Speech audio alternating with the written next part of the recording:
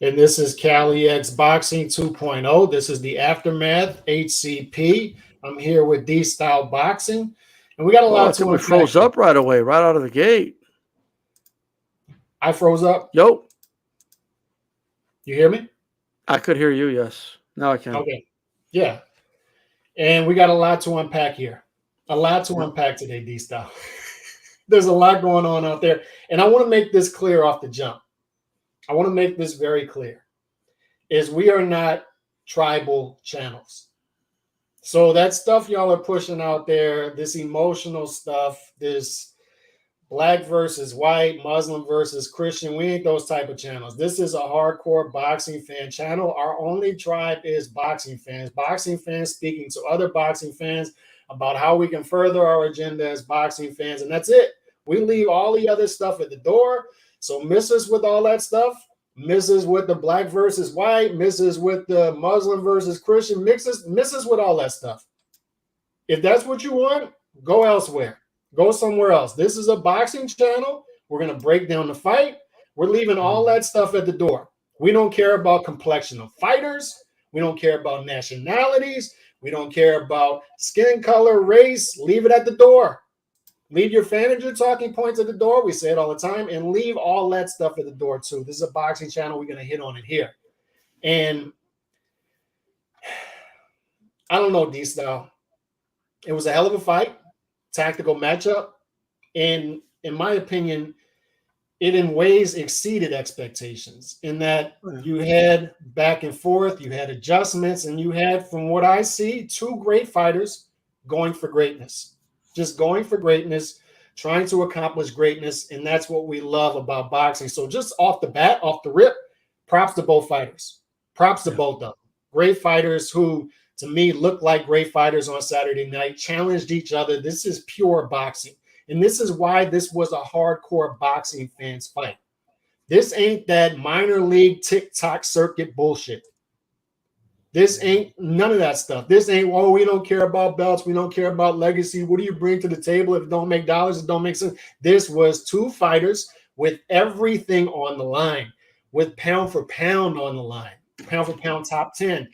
Legacy, going for greatness. This is what we had. So off the rip, I want to say as a boxing fan, I appreciate both fighters. I appreciate what they gave us Saturday night. I appreciate them not saying, oh, I'm going to marinate this fight for 5 years. Yeah, I know you want this fight now, but let's marinate it. Let's build it for another day. No. This fight happened at the right time, and both fighters went out there and performed. But there are some things to talk about as far as judging that I don't agree with. A lot of suspect things I'm seeing out there when it comes to how people are all of a sudden judging this fight Saturday night compared to how they were judging fights before. Just off the top of your head, what are some of your opening remarks about this fight and what we had Saturday night? Look, first, and I've been saying this, man, like these type of fights are my favorite type of fights, right? Like in terms of skill and will and combination of it all. This was high speed chess with violence, and I liked it. You know what I mean? I like these fights more, believe it or not, than your Gotti versus Wards. I still love those fights. Those fights are great, and there's no reason to pick. I'll take both type of fights all the time, but it's just my personal favorite type of fight. I love this fight. It's a fight I could go back and watch 100 times. And I think both guys showed a lot of adjustment, skill, and it was fun to watch. I just want to start out by saying that the skill level and the adjustments that had to be made in this fight. I mean, just compare it to, I mean, and it's kind of an unfair comparison, but like to the Raleigh fight last week, right? Where Raleigh's like tripping on himself and kind of, it looks like he's on skates sometimes because he can't keep his balance, and just compare the skill level. I'll even say this: it was still another level of skill than what we were able to see in the Tank versus Ryan fight. Tank Ryan was a pretty straightforward fight. Like we knew what Ryan was going to do, with the hook, and that's it. and Tank was gonna be, waiting to, hit him with a counter. I mean, that's basically what we saw in that fight. Mm-hmm. So this fight a lot different. Like both guys adjusted several times, was made the fight very impressive to watch, to be honest with you. Like I remember watching the first minute and thinking, man, like I don't think people understand like everything that's going on here. Yeah. You know what I mean? Like I don't think people quite understand that there's a lot going on. Like they're trying to swerve their way in, and they're trying to find that opening. And the guy that makes the first mistake, he's going to get hit. And that's exactly what's going on in this fight. So just right out of the gate, the fight itself, I think was a really good fight, a very good boxing fight. And I do see a lot of lazy analysis out there. Oh yeah. I don't get it sometimes. Like it's one thing to have an opinion, and it's one thing to, say one guy or the other could have done better, but you got to give both guys their flowers for the level of skill that was exhibited in that ring. Mm-hmm. Very, very few fighters exhibit that level of skill, to be honest with you. Espinoza is a weasel says this fight is what you call elite pugilism. Having said that, I'm not going to the fight live now. I won't pay for another boxing card from America, specifically a card in Las Vegas. It's Drew. Shout out to Drew. Appreciate the comment. And I'm getting a lot of this sentiment. I'm getting a lot of frustration from boxing fans since Saturday night, which is the frustrating part about this is this was such a good fight tactically and good fight stylistically, and both fighters showed their greatness in this fight, I think. And once again, I want to give my hats off to both fighters for doing that for us. But this is what it goes back to, and this is what people need to understand, because I think there are people still out there who don't understand. They're too caught up in the robbery talk. And I don't want to get into the robbery talk. I'd rather use another R word. The other R word would be reach. Like you really had to reach, I think, to get to 7 rounds, Devin Haney. And also, I think you had to abandon a lot of the scoring criteria that people weigh heavily on traditionally when it comes to judging close fights. Okay. The disconnect here is unanimous. When you have a unanimous decision in a fight like this, when you have, let's be generous, let's say it's 80%. It's probably closer to 90%, but when you have 80% of the boxing public, let's be generous, saying one guy won the fight. And not only that, when you have the live betting odds, D-style, people don't follow that closely. I'm a betting man, I do. When you have the betting odds going into the 12th round saying Lomachenko is now a 5-1 or 6-1 favorite going into that 12th round. What Vegas is saying, and you got to remember, these guys aren't tied into emotion. They're not looking at it that way. Their only achievement, their only goal in life is to make money for the casino so they can make a commission off of the money they make for the casino. They're odds makers. This is what they do. They're not going to lose the money for the casino just to say, oh, we got Lomachenko winning the fight. They had Lomachenko going into the 12th round, a 5-1 to 6-1 favorite, which means they're saying he doesn't need the 12th round.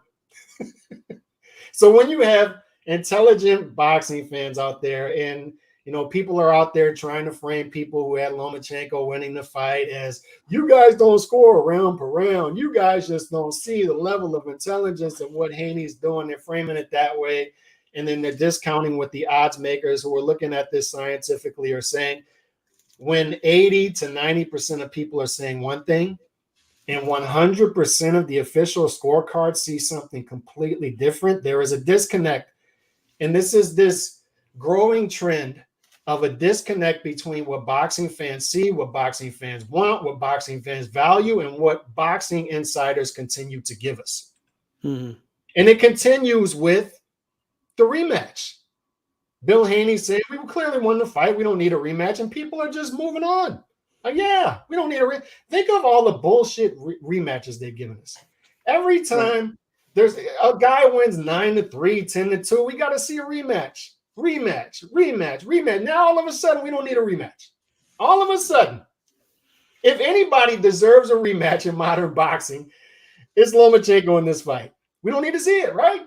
We don't need to see it. Move on. Nothing to see here. No. You guys are ridiculous with your talk. You're ridiculous. Andre Ward's out there after the fight. You guys are just scoring the rounds for Lomachenko because Devin Haney has a grill in his mouth. And, I'm tired of talking about robbery instead of talking about how great the fight is. We all want to talk about how great the fight was. We do. But you need to talk about what boxing fans are disturbed about when it comes to this fight. So why doesn't Ward say no representation on the scorecards? None. You can't tell me. You cannot tell me. And another lazy narrative I love out there is the 8-4 scorecard was bad. That was unacceptable. But 7-5, perfectly acceptable. Why? Why is the 7-5 acceptable, but the 8-4 is not? Why? It's one round. You're telling me how highly subjective of a fight it is. Why? Why is the 7-5 acceptable and the 8-4 is not? These lazy narratives take hold, and people repeat them. The 12th round is another one, another litmus test when it comes to critical thinking. We'll get into that. But I'm seeing it's off, D-Style. It's off. That's all I'm saying. But look. I want to, because a lot of, let's get that super chat out of the way before I start cooking, and then we'll kind of go from there. But, yep. When Canelo was landing body shots on Lara, it affected Lara and put him on his bicycle, not wanting to engage. Haney's shots did not do that to Loma. That's a key way to determine effective aggression. Thank you, Drew. And I will get to that in a minute because I saw a great post and it perfectly exemplifies how I feel about this fight. Yeah. What tactically was sold when it comes to this fight coming in, the weapons, the top weapons that both fighters wanted to achieve going into this fight. One did, one didn't. And we're going to talk about that in a minute, but go ahead with your point. So a couple of things, and I'm seeing if you need to do damage control at the end of a fight, that probably means the wrong guy won. Just saying. It's not an absolute rule, but I could guarantee you that if Lomachenko would have won this fight, no controversy. There's no way to know this, but I honestly feel like, aside from like the hardcore Haney fans or people that just don't like Lomachenko for whatever reason, aside from them, there would be no controversy. There would be no talk about he should have done this in the 12th by Max Kellerman. There would have been no like Andre Ward is sitting there and he's like, it's unfair, but he painted himself as a villain by pushing him, and maybe that's why people don't want to give him the fight. You really believe people sat there and were like, man, he pushed him, so no matter what, I'm going to give it to Lomachenko? Like that's some lazy ass thinking. But you know what he couldn't say? You know what? He said everything but Haney won. Mm-hmm. Bradley said everything but Haney won the fight. Yep. And I mean, oh no, but they can't say that. Why can't they? They could say a lot of things. All right. They said everything but. So if you can't say, I don't know what the big deal is, Haney won the fight. If you can't say that right after the broadcast, then I don't know what to tell you. Look, that's number one. If Loma would have won, there would have been no controversy, ladies and gentlemen. And spare me any slow motion clips that I'm seeing on Twitter.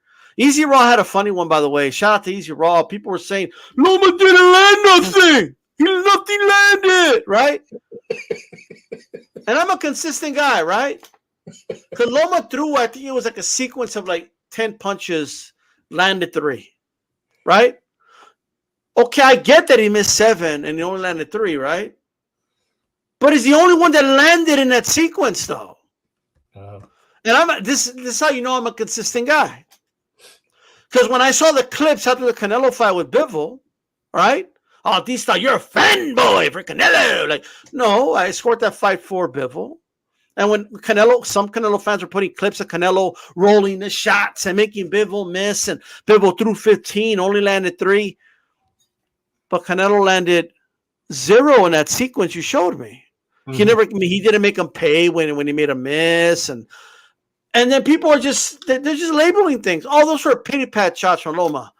Pity pat shots make your head snap back. Loma's getting quick leverage on those shots. He's a very fast guy, right? He's getting quick leverage on those shots.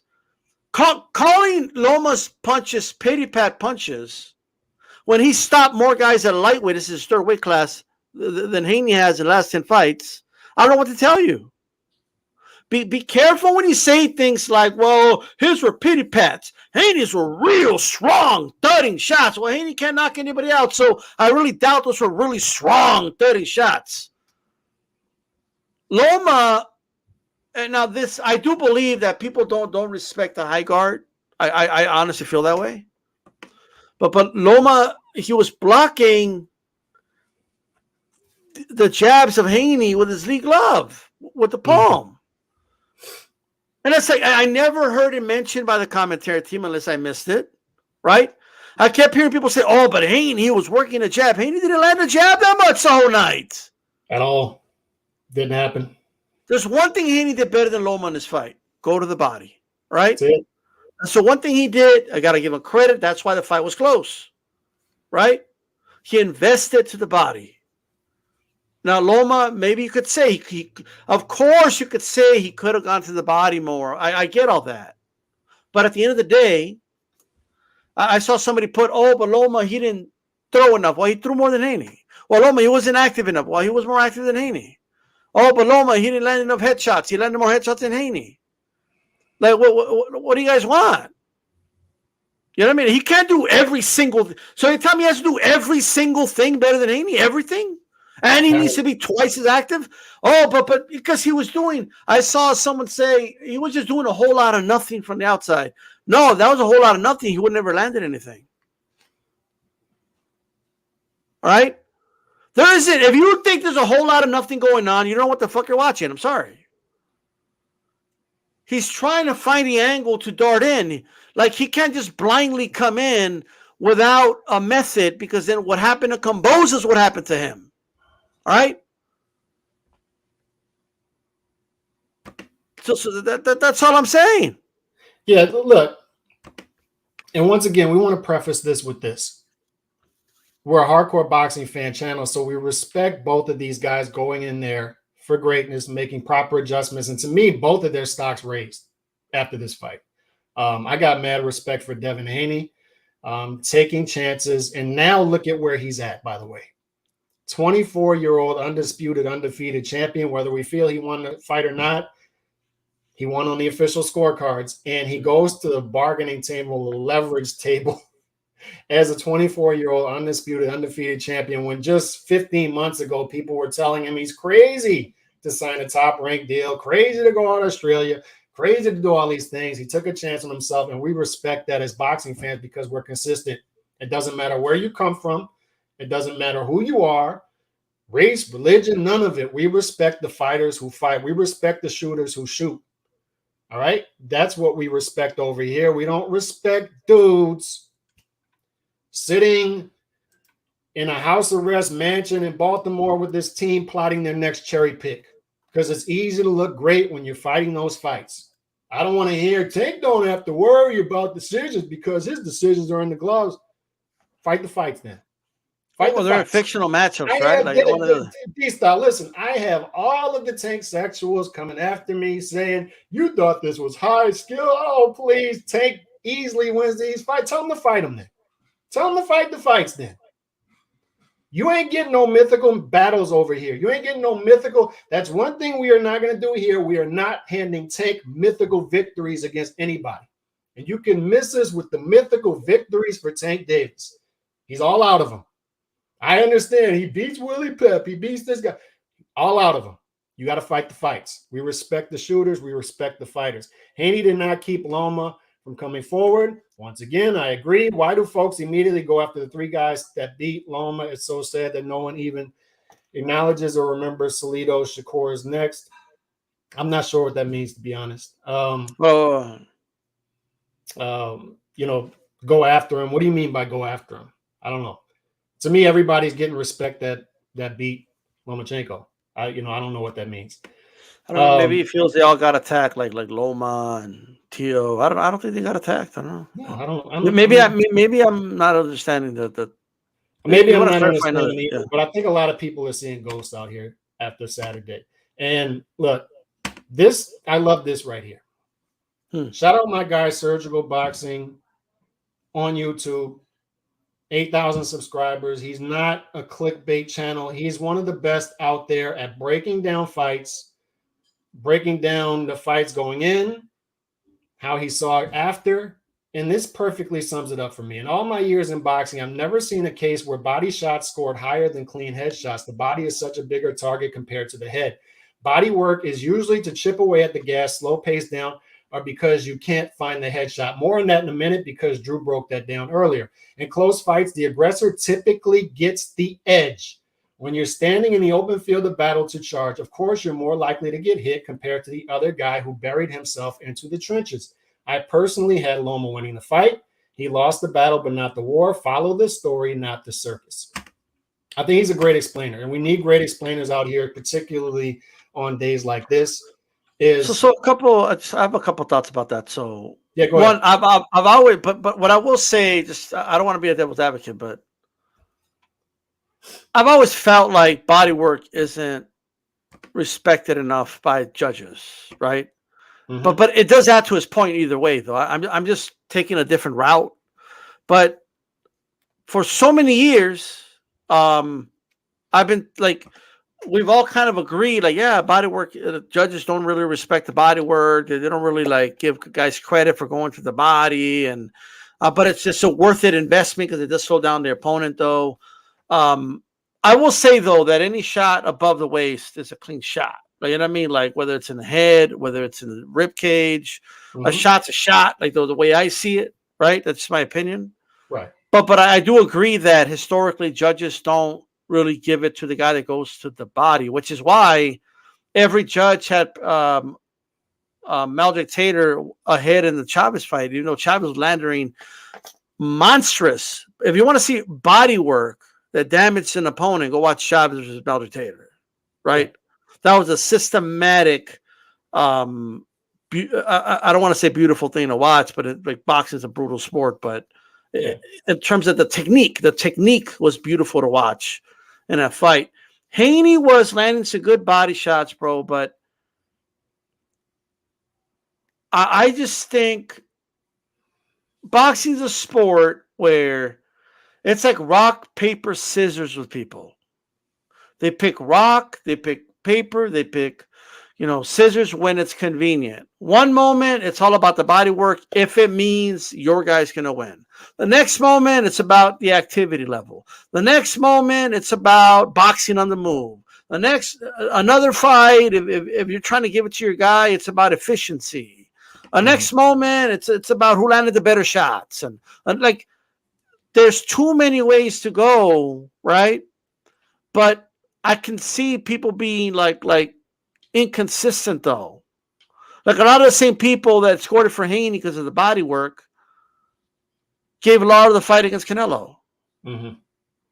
Like, I mean, I'm just saying, like, you guys got to explain this to me. No, like, because it's a really tough sell. I think it's a much tougher sell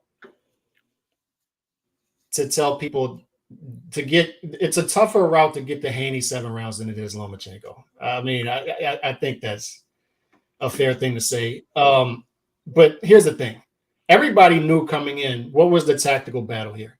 It was Haney's jab versus Lomachenko's straight left. How many jabs did Haney land in this fight? CompuBox tells us 20. That may be generous. He didn't. Lomachenko completely neutralized Devin Haney's best weapon, like Bernard Hopkins completely neutralized Tito Trinidad's left hook, his best weapon. He completely neutralized it. Devin Haney, as we stated coming in, he has more trouble landing the jab against southpaws, and that was further solidified here. He could not land his best weapon against Lomachenko. He couldn't. It was taken away, particularly from the 5th round on, if you go back and watch the fight, by the straight left. He was afraid of the counter straight left. He could not land the jab. In fact, Lomachenko, who was not known as the jabber coming in, who was the much shorter guy, outlanded Haney, outlanded his jab in 9 of the 12 rounds. Yes. I mean, so I just don't think the body work was enough. But wait. Lomachenko's big weapon was the straight left coming in. This was the battle everybody talked about, is who's going to be better with their big weapon? Will it be Haney with the jab, or will it be Lomachenko with the straight left? Lomachenko was landing the straight left at will from the 5th round on. He was picking his spots, as people say, because he's 35 years old. He's a smaller guy. He's got to pick his spots. He did that. But he's still, even though he's picking the spots, he's the more active fighter. And Devin Haney made a good adjustment. He made a good adjustment by what? Throwing the right hand to the body. He landed the right hand to the body. It's a good adjustment. But that's not his key to victory. The right hand to the body was to slow Lomachenko down. The theory coming in is, let's try to land the right hand to the body. Why? So we can slow down the older fighter as the fight went on. It didn't happen. How do we know it didn't happen? Is Lomachenko's output went up late in the fight. Which brings me to another faulty narrative out there. I don't care what he says after the press conference. People are saying the 12th round was his highest output of the fight. He threw 55 punches in there. And you can go back and watch the round with the sound off. All you want, whatever you want to do. Watch the round in its entirety alone. And you're not going to see what people are selling you on out there, that Lomachenko laid up. He gave up the round. Haney was the busier fighter, landing the bigger shots. It didn't happen. I keep telling people on Twitter that are coming after me about this is your argument is efficiency. I'm trying to help the Haney people who got him to 7 rounds. Is your one argument here is efficiency, and they're not even using that. They're not even using the efficiency argument as to the 12th round, which is the biggest litmus test of the fight.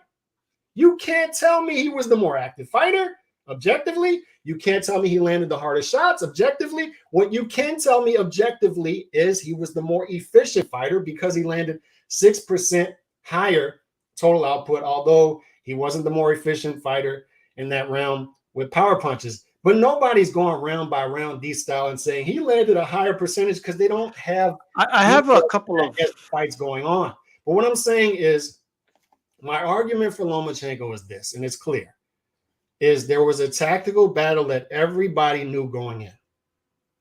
And consistently through the fight, Devin Haney, the highest jab success he had in the fight was 3 jabs landed in a round. His jab was non-existent. It was not factor. 1 jab. He wasn't successful with his biggest weapon, which was the jab. It was completely neutral. No, I agree with that 100%. It goes without saying. Like everyone knows the jab was taken away. You know how I know? Because I'm seeing people say things like, bro, I don't like when people make a benefit of the doubt statement to favor a certain fighter, right? Mm-hmm. And what I mean by that is this. If you're watching that fight and your first instinct is to say, Haney didn't use his jab. He decided to fight Loma's fight. Or he decided to fight aggressive and he didn't want people to criticize him no more for just using his jab. Mm-hmm. No, you're in denial. Loma, he couldn't land a fucking jab on Loma. What are you talking about? Like, he threw the jab. It wasn't landing. I don't know what's so complicated. It wasn't because Haney decided not to land it. It's not because Haney decided to fight more exciting. It's not because Haney made it harder on himself. It's not. No, that's a benefit of the doubt perspective that you're giving yourself because you know that punch was taken away. Like, that is such a dumb way to look at fighting. Oh, yeah, Haney just decided to just go out there and just, like, slug it out. It's not like, first of all, not like he slugged it out, right? It's not like he went in there, put the mitts up, and started, like, fighting, like you know, all aggressive and shit. It's not what he did. He threw less punches than Lomachenko. He was not as active as Lomachenko. His jab was not landing. He tried, and he couldn't land it. Give Loma the credit for taking it away. You don't want to do that because it doesn't benefit your argument. Like this is crazy. And then Loma landing punches the way Loma always lands punches. And all of a sudden now they're calling them pity pat shots. Even though there's a sequence, bro, and Easy Raw put it on Twitter, where Loma literally catches Devin's guard is like spread out like this. And Loma fainted and he caught it with a beautiful like uppercut down the pipe, and Haney's head snaps back, and then Loma throws another like quick hooks after that. Here's the thing. Loma's putting those shots together very quick. He's trying to land that first shot, okay? So he can temporarily blind you, and then he gets a bigger shot in right away. That's what he's doing. So, of course, his style requires him to throw more because he's probing more than his opponent. So when you look at the stat, oh, he threw more and he landed at a lower percentage. Okay, but why aren't you factoring into that Haney landed at a much lower percentage that he's used to, right? It's not just Loma that landed at a lower percentage, so was Haney. And why are we looking at the total number that landed? I don't care. Like, bro, one of the most overrated stats that people throw at me. Now, granted, CompuBox is not even perfect, by the way. I just want to remind everybody of that. Okay, that's number one. But second, one of the most overrated stats is percentage landed. It's one of the most overrated stats. If I give a quick, over exaggerated, extreme example, if I box Calix and he lands one jab on me, and that's all he throws the whole round, I throw 100 punches and I only land 3 hooks to the body, right? Are you really going to say, well, these only landed 3% of his shots? I mean, Calix landed 100% of his shots. So, yeah, no, that's lazy. When you're watching basketball, people look at the field goal percentage, right, to kind of analyze the game and maybe explain what went wrong, what didn't go wrong. But that's not how you score the game. What scores the game? The baskets, okay? If the Lakers only landed at let's say 28% field goal or something like that, right? But in the end, they had more points on the board. It doesn't matter if the percentage was lower. So just because Loma is doing a lot of probing and he's a shorter guy and he's trying to get inside, because of that, he's doing more probing. He has to throw more shots and work his way on the inside. It doesn't mean that he's losing because he's throwing more and missing more. Because all that is irrelevant to me, bro. Because they landed about the same amount of punches. So I don't know. I don't like that. But a couple of things, man. So one of the most overrated terms that is used by boxing fans, these are outdated shit. And I know because I've been here for a while. Okay? It's an outdated thing to say because people don't score the round. They don't score the fights round by round. It's round by round, guys. 99% of people out there know this. Like this idea that people don't know anymore, that you go round by round, is absolutely atrocious. Shout out to JC, says we appreciate the content. Much appreciated, brother. A percentage landed don't mean effective aggression. Thank you to Espinosa, a weasel. That's true. We appreciate the support. All I know is that most people know, and in most cases, even if you don't have a pen and paper, Calix, and you're not being a nerd and scoring it round by round like we do, right? People could still have. It's only 12 rounds. They could count to 12. They know the guy that went 7 or more won the fight. That's all they need to know. They don't need to know that whether they know that the winner gets 10 points or loser gets 9 points. It's irrelevant because there was no knockdowns in this fight. There was no points taken away in this fight. So they don't need to know that in this case, right? Another very overrated thing is, well, they don't know the score. Most people don't know how to score a fight, right? You're telling me that every person that gave it to, everyone who gave it to Haney, like every single one of them is amazing at scoring, right? And everybody that gave it to Loma, nobody in that side knows how to score. That's such a lazy thing to say. That's number one. And second, I honestly feel that in most cases, right, the scoring criteria is very redundant. So we know it's clean, effective punching, right? We know it's effective aggression. We know it's defense, all right? and ring generalship, right? Now, I could line up, bro. I put 10 boxing fans in a. Give me 10 Haney fans, line them up, and I'm going to ask them what's effective aggressiveness. They're all going to give me a different answer. All right, I don't give a shit what you tell me. There's been dudes on here for years pretending to know what effective aggressiveness is, and fans for years, and they never agree on what it is. You know what it is to me? The motherfucker controlling the fight. That's who the ring general is to me. Yeah. Right? As simple as that. Well, what does that mean? Well, I guess you got to watch it, and you kind of just know, right? The one whooping the other dude's ass. That's who. Well, who's that? The guy landing the more punches in most cases, right? Well, who's getting the defense? The guy hitting less. So they don't need to know that defense is a scoring criteria because the guy with the better defense is getting hit less. And the other scoring criteria is clean punching. Well, that's the only way you can score in boxing. Yeah. A lot of the scoring is redundant. So most people don't need to know what the first scoring criteria is. You're all just being a bunch of fucking nerds. And there's plenty of us using it that had Haney losing. Either way, I'm just saying.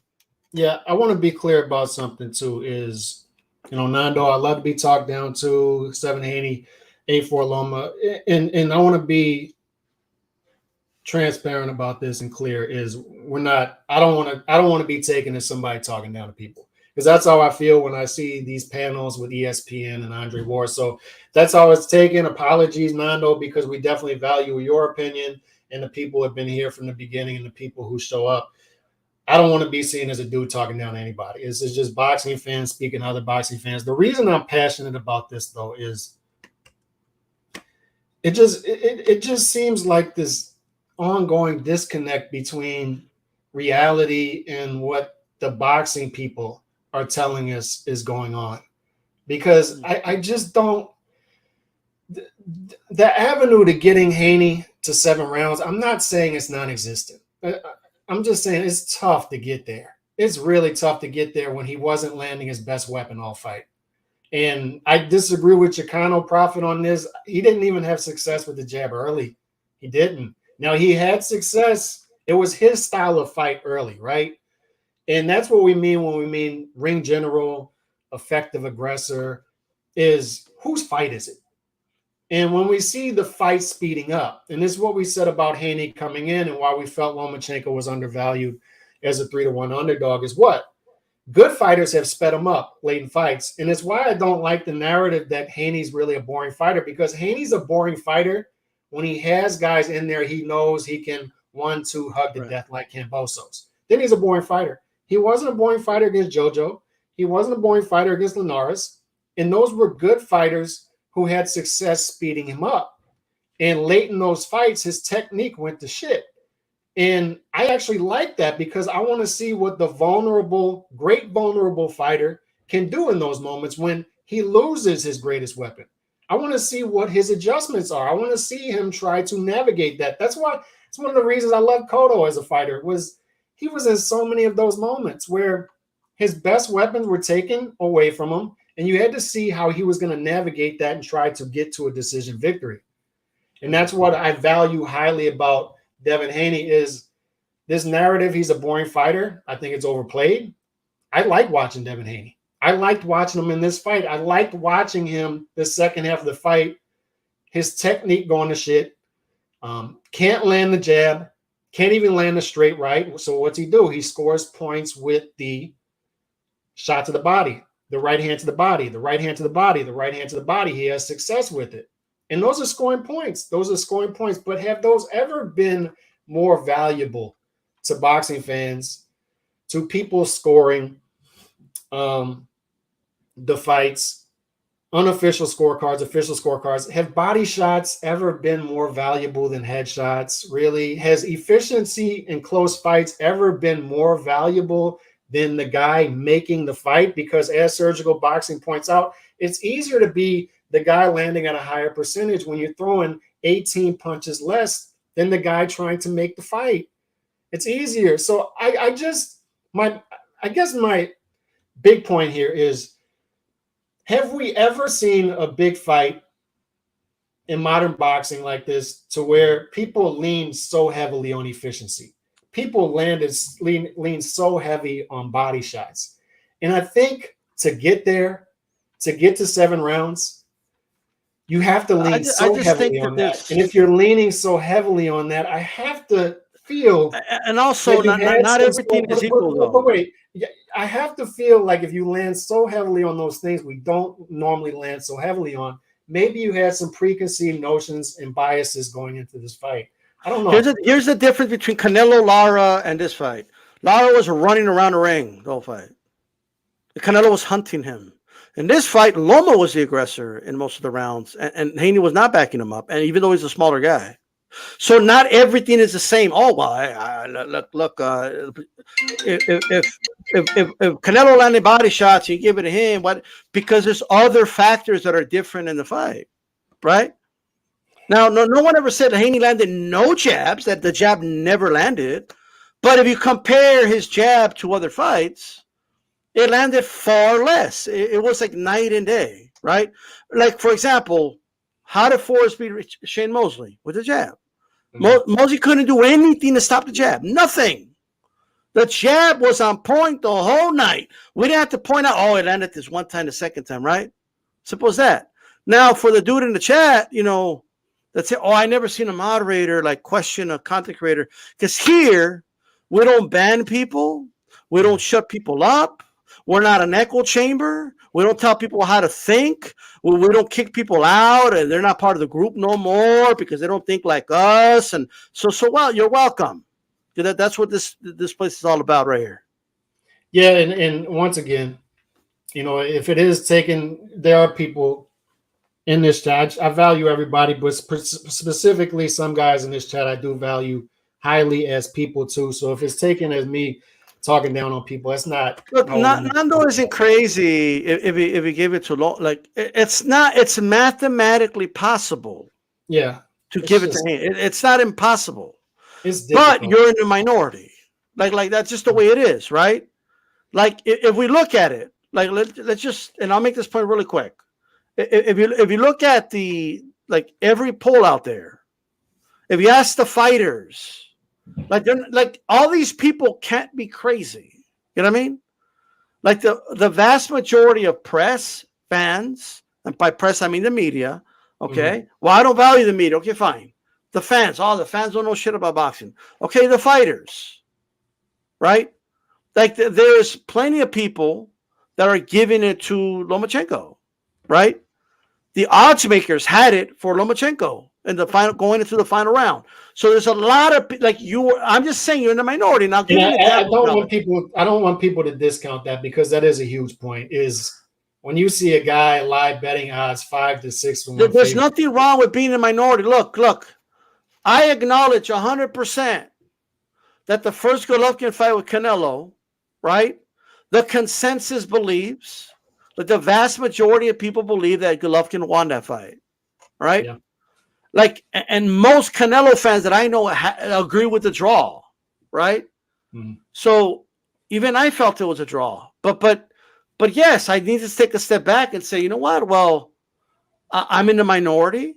Most people feel Golovkin won, and I could accept that. Like it's not. It doesn't bother me that I'm in the minority, but I acknowledge that the consensus felt that fight was a robbery. Like it is what it is. I need that's the way I feel about it.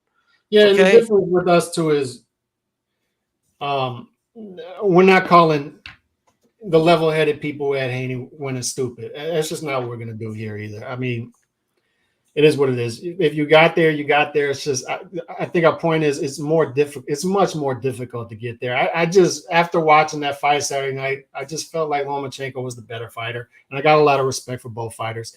And I just think that this narrative out there that ESPN did go overboard, as a lot of networks do with certain fighters, in pushing this fighter on people. Right. And there's no problem with promoting a certain fighter because your network is heavily invested in these fighters. And they've gone overboard in the past of saying this is the greatest fighter of the generation. I get that. But I think if you let that stuff go you have to see at this point that a guy like Lomachenko is one of the best fighters, pound for pound, of the generation, possibly top 10, 15, something like that. He's in that conversation now.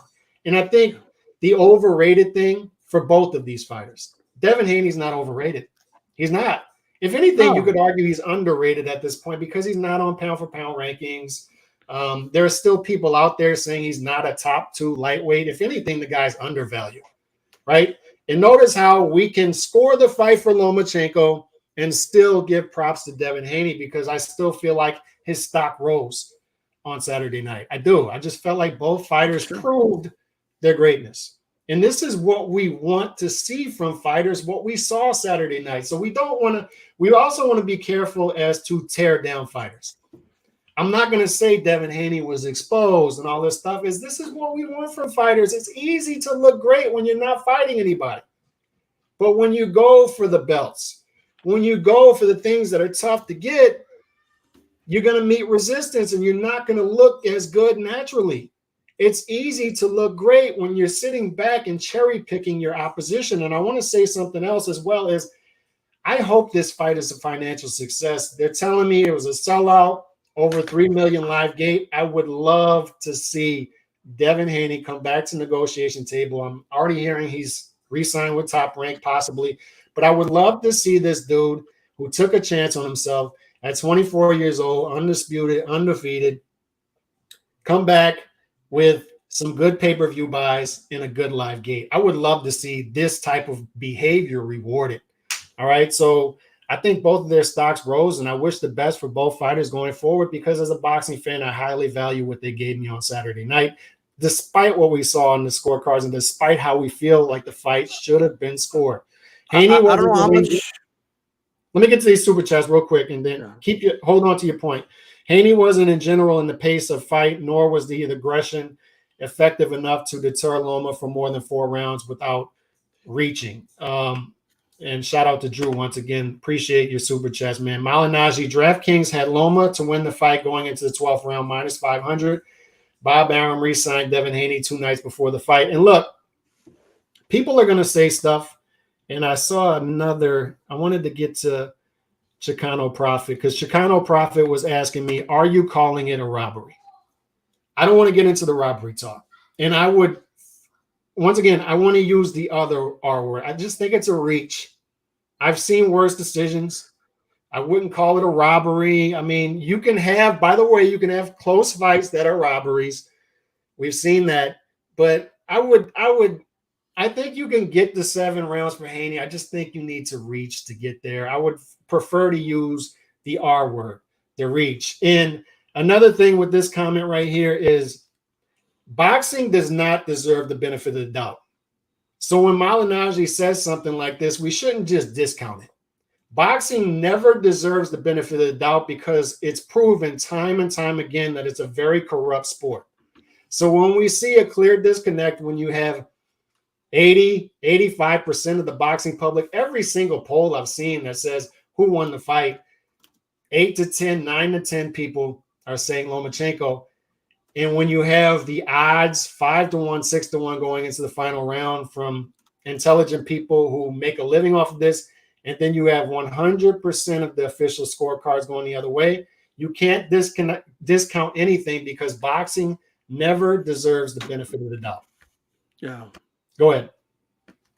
Well, I wanted to talk about the scorecards. And this is what bothers me. Okay. Like even me, like I just talked about the Golovkin Canelo fight. That Adelaide Bird card was atrocious. Like I mean, there's no defending it. Oh, it's terrible. Which is where, like, in my opinion, people might have still been mad regardless if she had it 115, 113, but it would have relieved, I believe anyway, right? Some of the anger, maybe, right? Or she had it a draw, maybe it would have relieved some of it. Ladies and gentlemen, I have reason to believe, and it's just my opinion, but I have reason to believe that one of the Moretti front loaded on a scorecard. Explain front loading scorecards. So well, what you guys need to understand is judges are there watching the fight. Okay, they got their paper and pen. They're watching it or whatever. The round ends, and then they go through the scorecard. Okay, 10 to the winner, 9 to the loser, and then next round, ding ding, they do the same thing, and it's like an ongoing thing. Like it would be a very bad look. Like you'll never see a judge's score. Very rarely, it's happened before, by the way, but very rarely, it's rare that you see like them scratch off the 10 and put a 9 and switch it. You know what I mean? And I've always wondered, like, do people do that when they watch fights? Mm-hmm. Do they kind of like, my guy's starting to lose, so maybe I should give him that swing over here? Like judges can't do that. I do believe that happens, and you guys know you do it. I don't give a fuck. But these style, there is no, and I don't want to hurt your train, but there's no excuse for a 10th round for Haney. No excuse. Well, and I'm going there, but I'm going to explain. Not to excuse it. I'm not excusing it, but I'm going to explain why it happened. Right. So now the reason why, you gotta explain to me why, like, dude, I'm not in court. I'm not accusing. I'm not a prosecutor trying to get the guy for murder. And I need like, you know what I mean? Like, to prove intent or like, I don't need to prove any of that.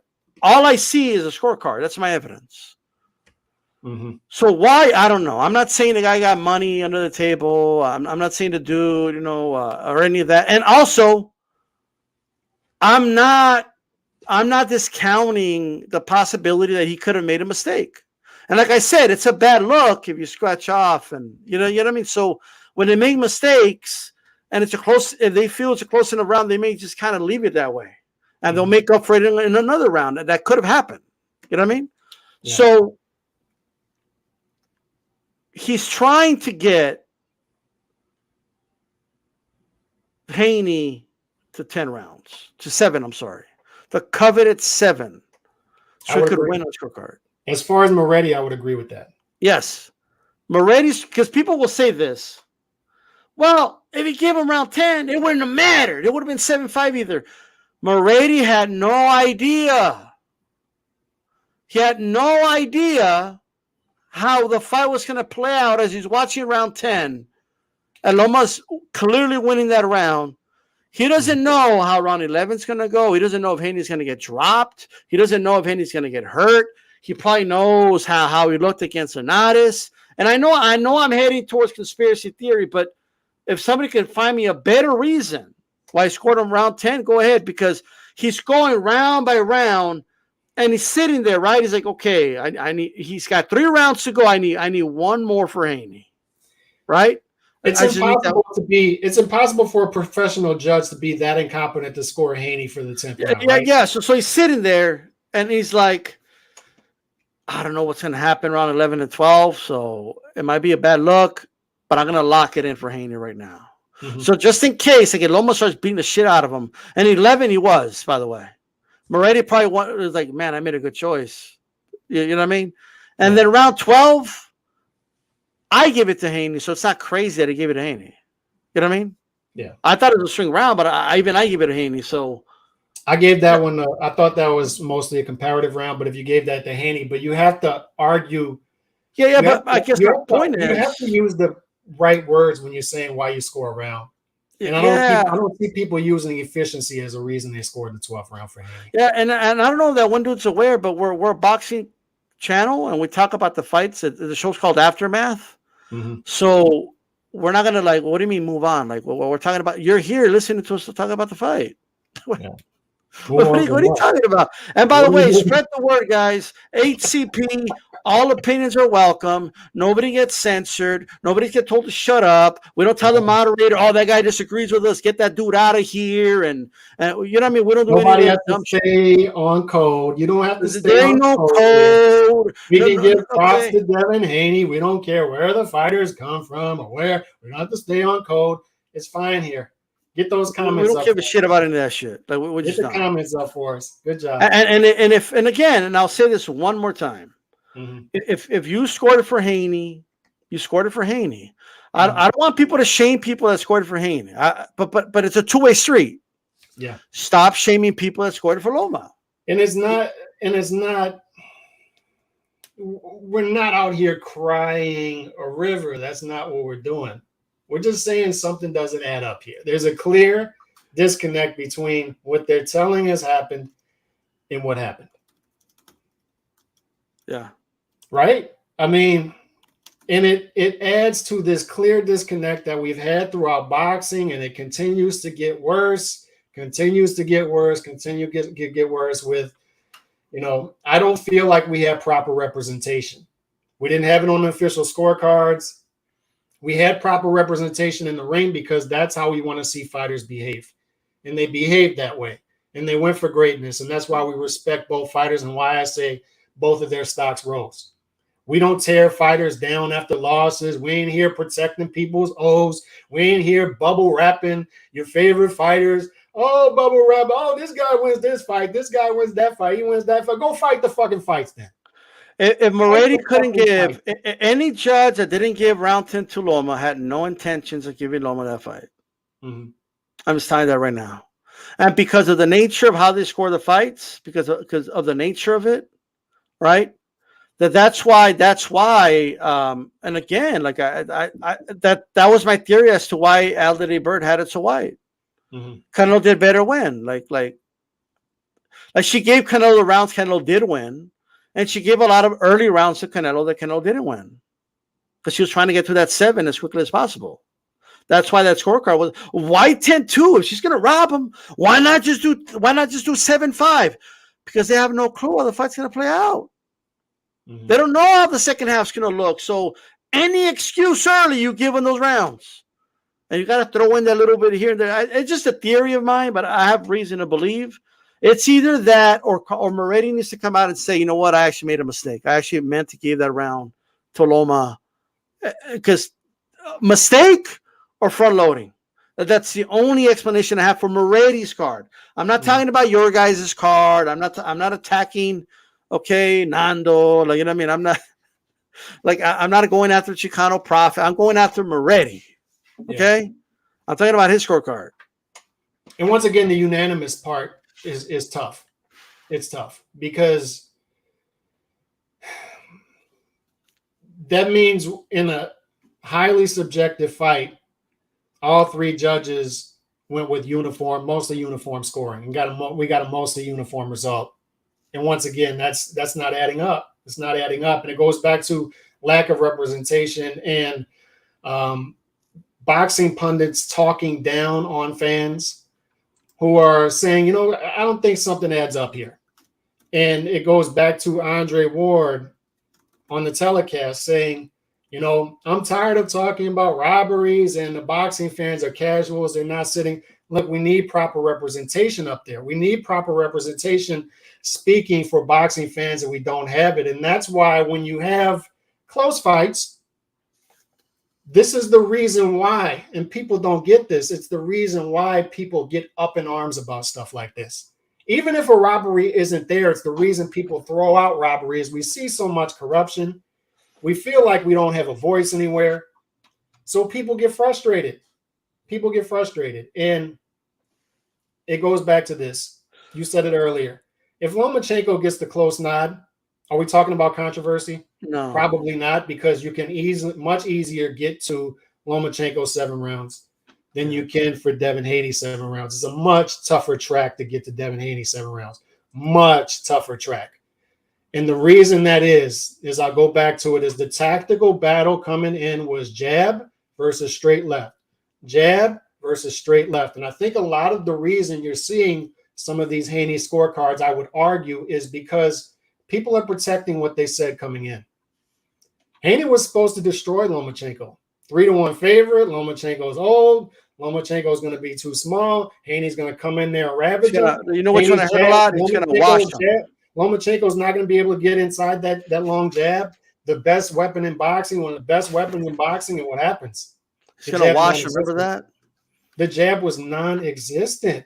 So when you have a clear battle coming in between two weapons and only one weapon has success, I give Devin Haney respect. He made adjustments. He landed that right to the body, but we've never valued body punching and efficiency more than a guy taking the fight to the other fighter, putting himself more at risk by throwing more punches and landing the flashier, bigger headshots. We've never valued that more. And in But order to get to, my argument would be, in order to get to Devin Haney 7 rounds, you have to lean heavily on efficiency and body punching, which we have never done as a boxing public before.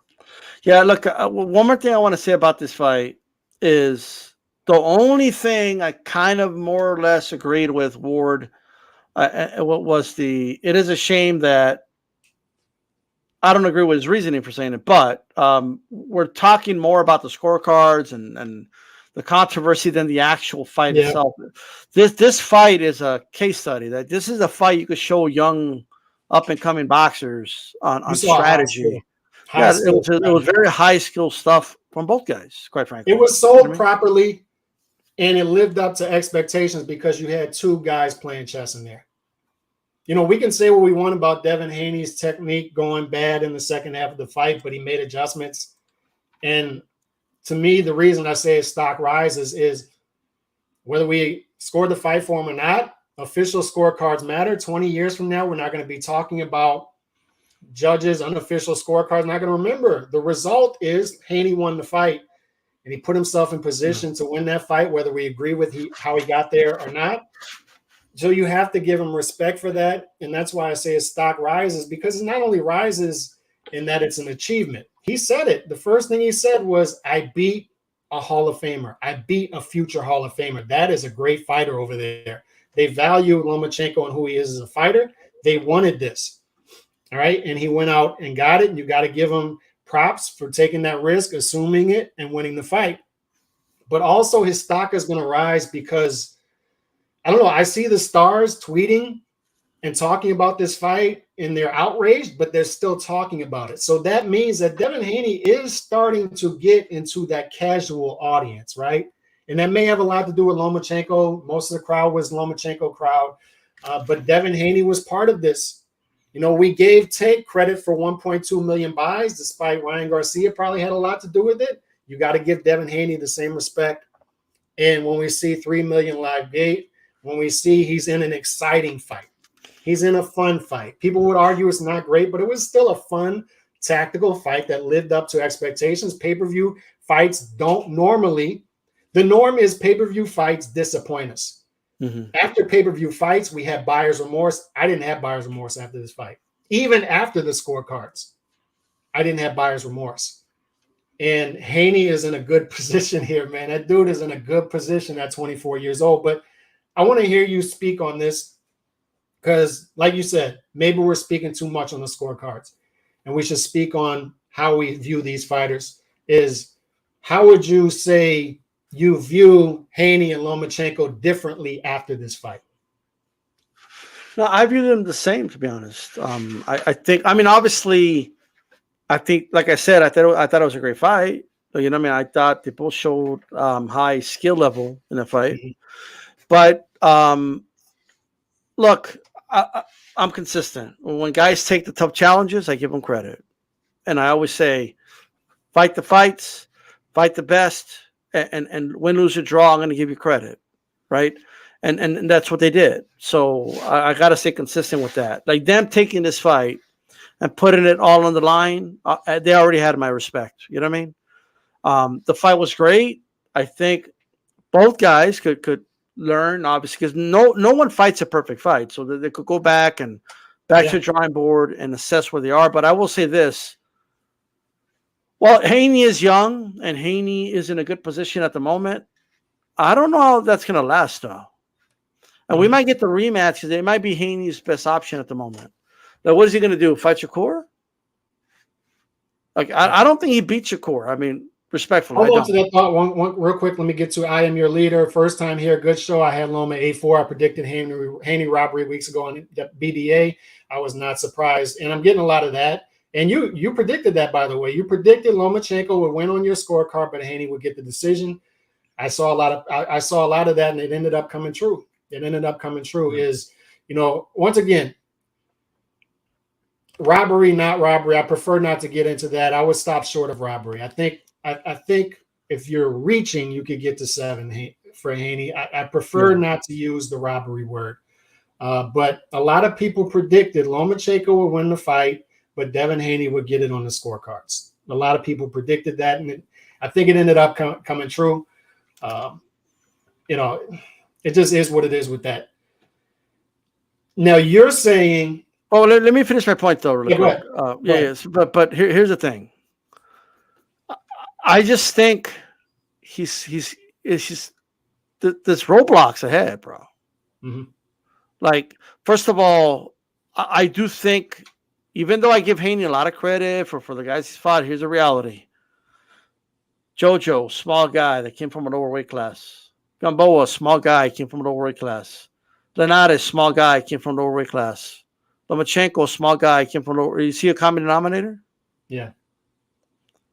And he was hurt by Loma late in that fight. He was hurt by Linares. I don't think he was hurt though. Do you think he was hurt in that 11th round? I do think he was hurt. I don't think so. I don't. But either way, my point stands.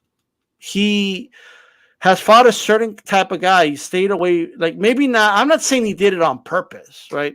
I just think it's how the cards fell. But he hasn't been fighting punchers, strong opponents. How much longer can he make the weight? That's number one. Second, who's he going to fight at 140? Prograves? What are the Prograves going to do when he lands clean? And it's going to happen. Yeah. Taylor. If Taylor lands clean, and I got to tell you, I'm not sure he beats Teofimo. I think Teofimo can match him with the speed, and I think he'll land a big shot on him. And I don't know. Teo has a similar type of snap, quick punch like a Linares does. He's going to land it.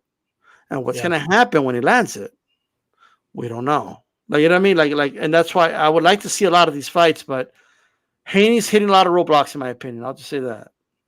Yeah, and that's been the argument about Haney in the past that we've made. Let me get to this. Pat's Nation, I wouldn't say robbery. Neither man did enough to win that fight. At best, that should have been a draw. And you have a lot of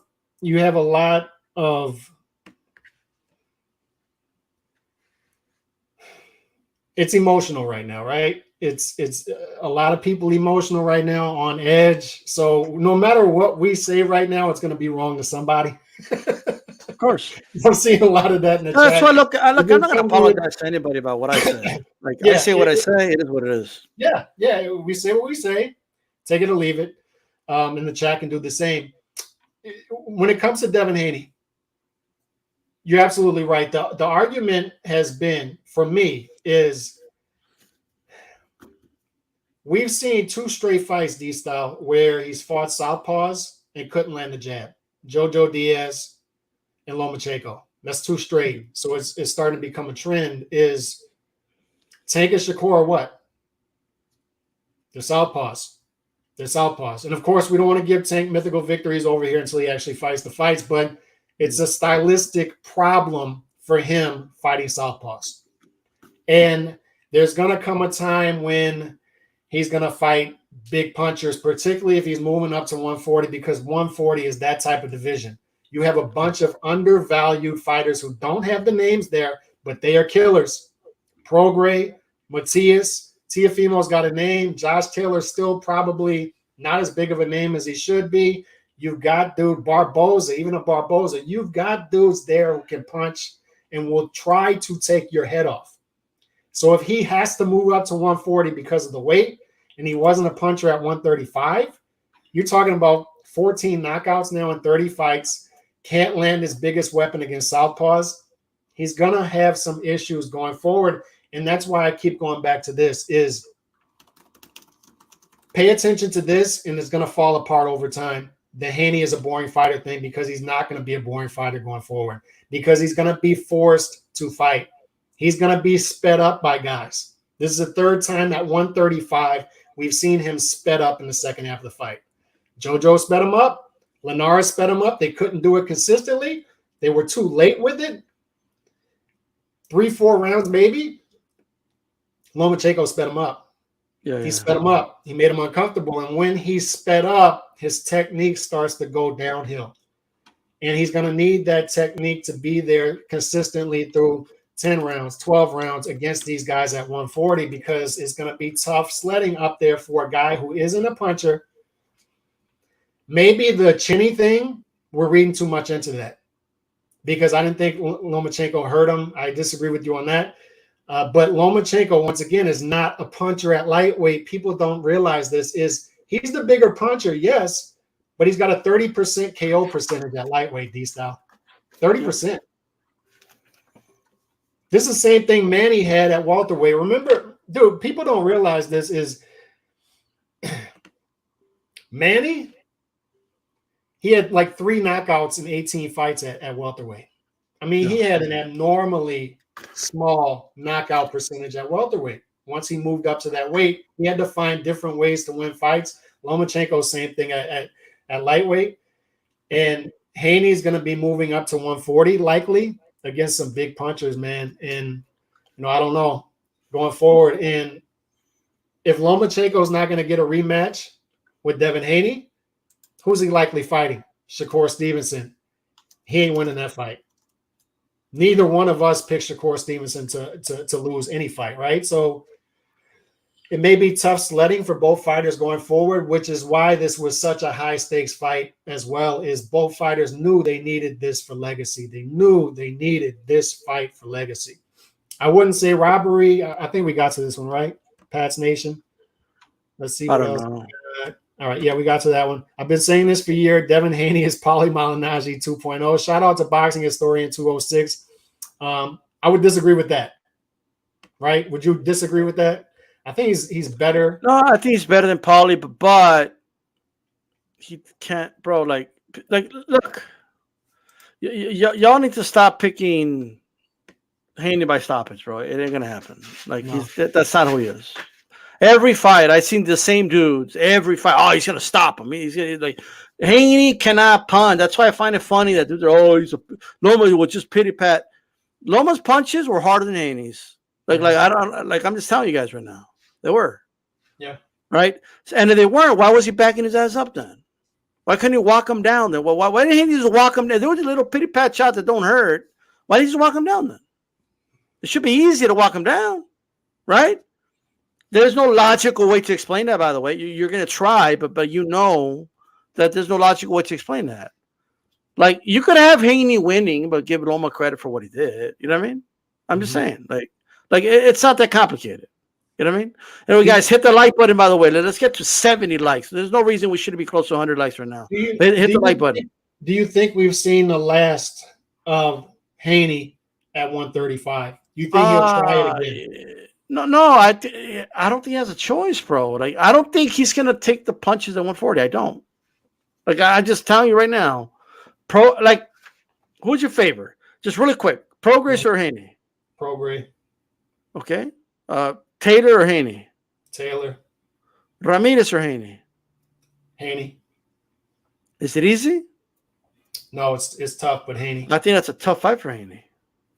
I pick Haney. D-Style said something nice about Ramirez. We like Ramirez over here. I'm just saying, bro. You know what I mean? I'm just saying, Yeah. Yeah, it's tough sledding at 140. It's tough sledding.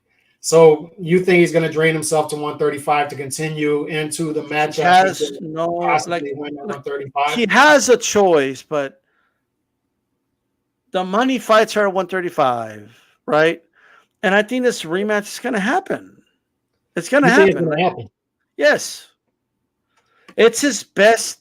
It's the highest value with the right calculated risk, this fight. You think Lomachenko is probably the safest way to victory, probably, right? You got to combine everything. You got to combine the reward with it. But you know what I mean? But Shakur's a tougher fight than Lomachenko. We both agree with that. Yeah. 140 fights. Progray's a tougher fight. Taylor's a tougher fight. So Lomachenko's probably, an easier pathway to victory. A Lomachenko rematch is probably an easier pathway to victory for Haney going forward. So that's why you think the rematch is going to happen. It's just tough because Bill Haney's out there saying we don't have to fight the rematch. Is he saying that for leverage? Is that false bravado? I don't know, but I tend to disagree with you. I don't know if the rematch is going to happen.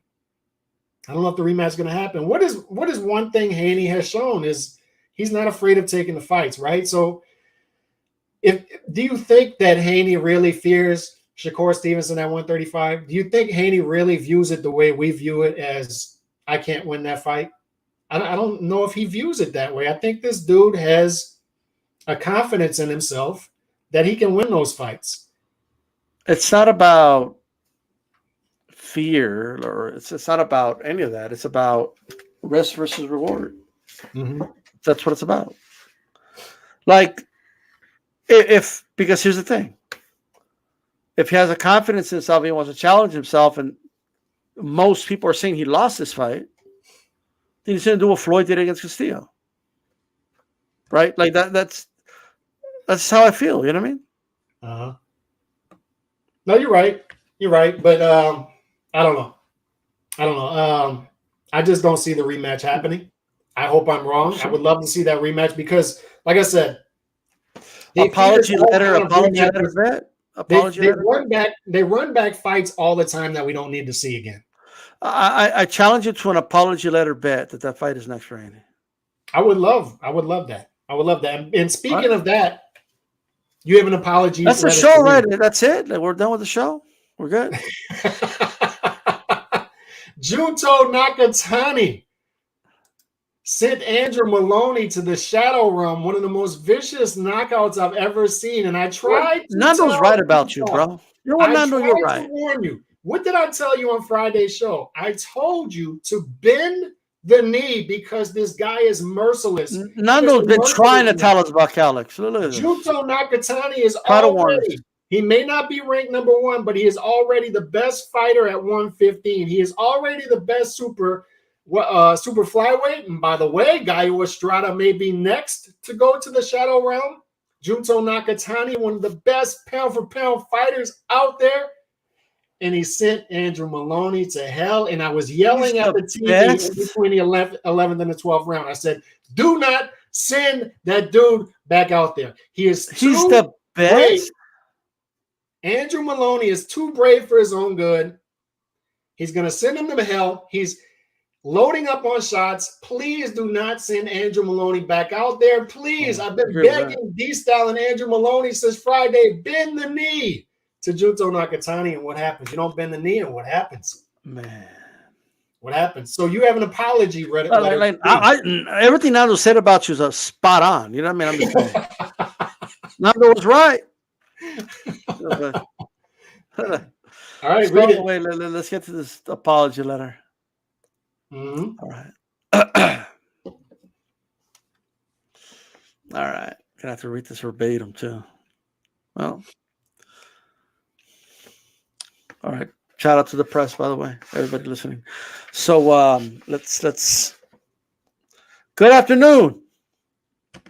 I, D-Style, would like to congratulate Junto Nakatani on its great triumph over the brave and game Andrew Maloney. I'd first like to apologize to Calix for not trusting his analysis of Nakatani versus Maloney leading up to the fight. Mm-hmm. He is the greatest boxing mind I've ever come across. His boxing intelligence is far superior to anyone I've ever encountered, and I should have trusted his instincts. Secondly, I would like to apologize to the great country of Japan, the land of the rising sun. Beautiful country. Japan is one of the most highly developed countries in the world. It has a very high standard of living, with its population enjoying the highest life expectancy. Mm-hmm. The country has been long known for the influential music industry, extensive cinema, and rich cuisine. But it most is known for its dominance in the lower weight classes of boxing. Lastly, I'd like to apologize to Junto Nakatani and his team. Nakatani is a merciless beast, and we should have taken Calix's advice and bent the knee. Should have. Nakatani is the best 115-pound fighter in the world and future pound-for-pound king. I shall never make the mistake of picking against him again. Sincerely, with deep regret, D-style boxing. Mm-hmm. I tried to warn you.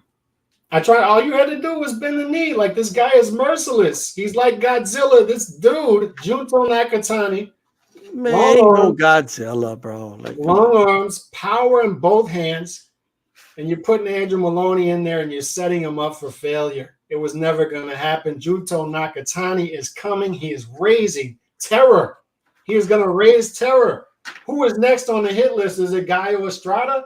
Is it my guy Chocolatito? Is it Soron Vise? Is it the look, he knocks out.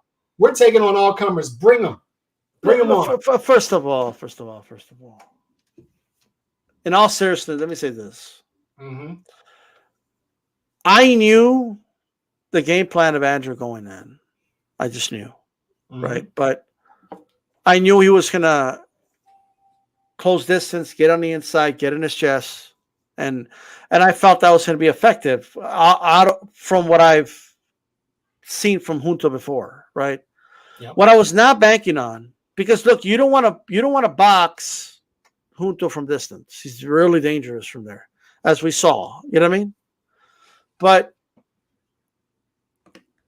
I don't know. I just feel like I just didn't see that uppercut coming. That uppercut shocked me just like it shocked Maloney. Neither did Andrew. He didn't see it coming. He didn't see it coming. And the one thing I didn't take into account was, where was Junto training? How was he preparing for this fight? Mm-hmm. I thought he was just, trained out in Japan. Nope. And I was expecting what I saw on film, and he's training against Mexican sparring partners who are pushing him every single day. So he worked on that uppercut, and when he dropped Maloney and started it with the uppercut, that was kind of the beginning of the end, because everything Maloney prepared for it was just taken away from him. You know what I mean? Uh-huh. But what I will give Maloney credit is this, right? We see fighters all the time pack it in and go on survival mode, right? And even though he was outgunned, even though he was, the firepower was not even close, the times he would land, right, his straight, it did nothing to Nakatani. And his trainer was telling him, I need you to get in his chest. Even though the uppercut was landing, he was probably better off taking the uppercut, to be honest. But he had to, I think it was Beep that told me, it's just tough because you got to pick your poison. Like, what do you do? And then once he got tired of taking the uppercut, he stood on the outside or from mid-range, and it just got worse. I do think Maloney had some good body work, though. Like I think he landed some good body shots. I think he was competitive for the first four. But after the fourth round, even though there was a knockdown in there, but after that, it just started to become more one-sided and more one-sided as the fight progressed.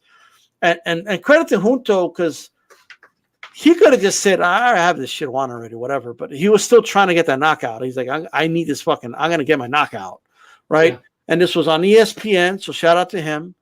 And did his thing. But he's not going to be Gallo. And it's you got to know your fighters, right? You got to know your fighters. So to me, you got to know that Andrew Maloney's too brave for his own good.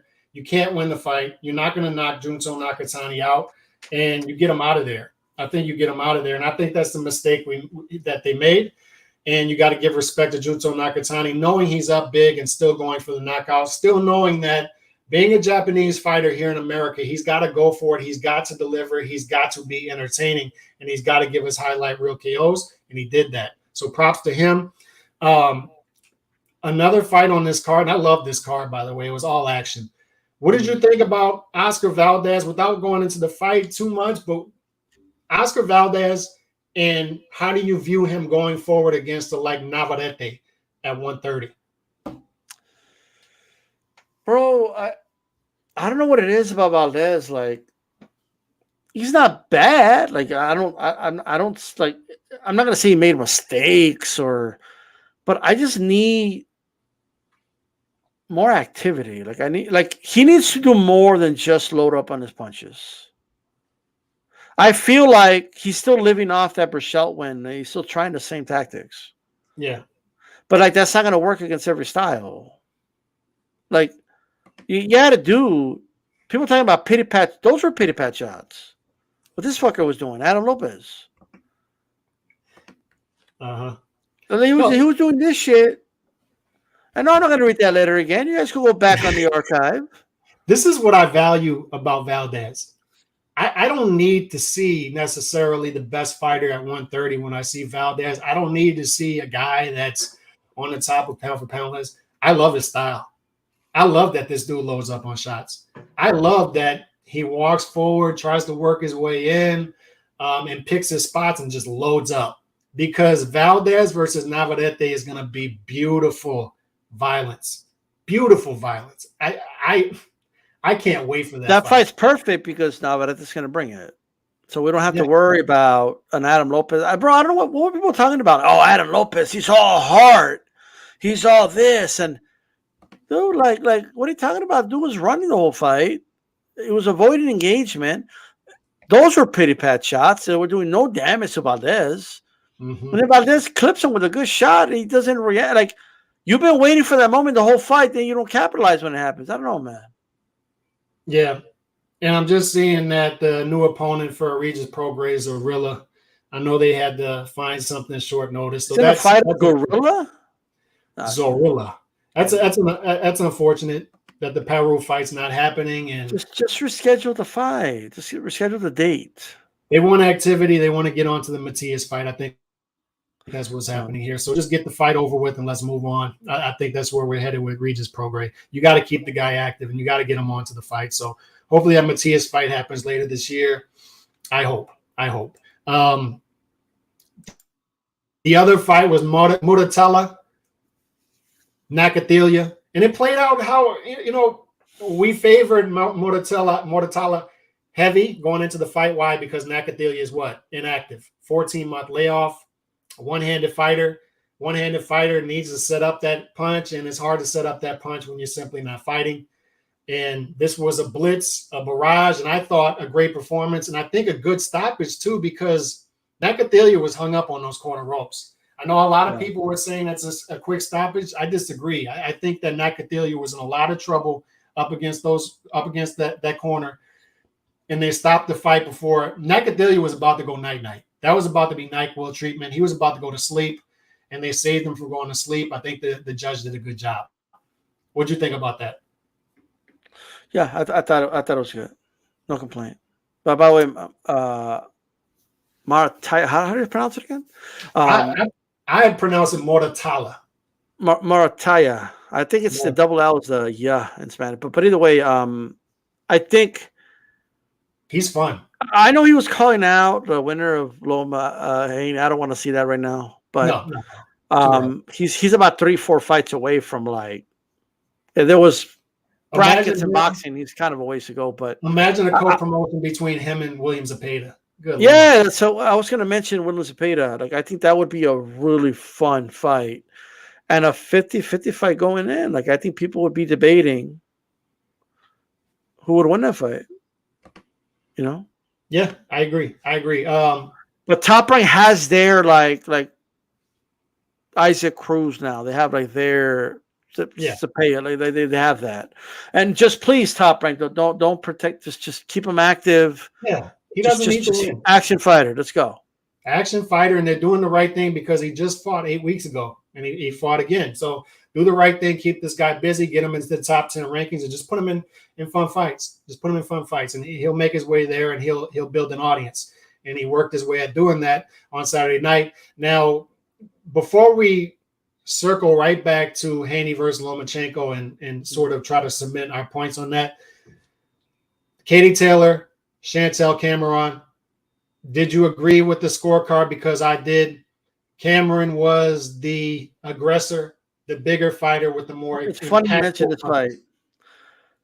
You see how there's no controversy? Right. See?